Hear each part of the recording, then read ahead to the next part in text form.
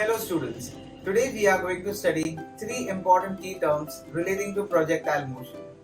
I hope you have watched my last video where I described the four possible cases that are examined in the IBDP examinations. Let us now start with understanding the meaning of the three key terms. Irrespective of the cases that we will be discussing today, the key terms and its definition remain the same. The first term that we need to understand is the maximum height. As you read, maximum height. Height is a term that is measured from the base or from the position where the projectile is launched up to the maximum height that it has traveled in it during its journey. So in the first case, it's the height that is measured from the base of the projectile up to the topmost point it has covered.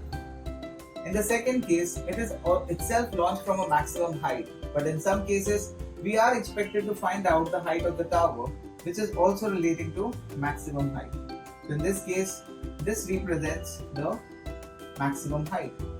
Whereas in the last case, there are two possibilities of examining.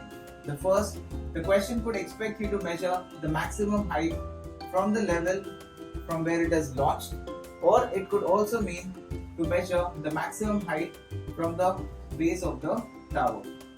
So in both the cases, we can be expected to find the maximum height in the last situation. The second key term that we need to understand is range, which is also sometimes described as horizontal range. As here we read the word, it's horizontal, so it's something to do with the x component of the projectile. So in this case, measuring the horizontal distance from the point of the projectile up to the position where the projectile lands again is said to be the horizontal range. In the second case, the horizontal range is measured from the base of the tower up to the point where it hits the base of the projectile.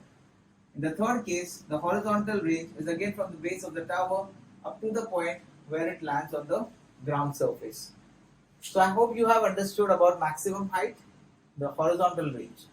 And the third and the last term that we need to understand is time of flight. Now, just like the way we say that we take off and we land by using a flight, in this case also, if you divide your motion from A to B and B to C, the time taken to cover the journey from A to B plus the time taken to cover for the journey B to C is said to be the total time of flight.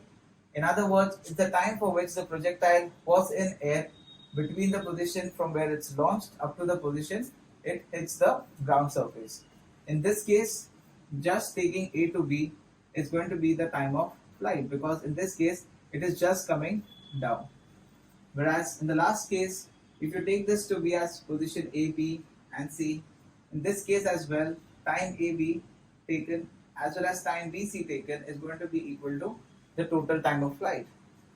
However, what is the difference in the first case and the last case is that the time taken to cover from B to C is going to be greater than the time taken to cover from A to B, whereas in the first case, the time taken to cover the journey from A to B is going to be equal to the time taken to cover the journey from B to C.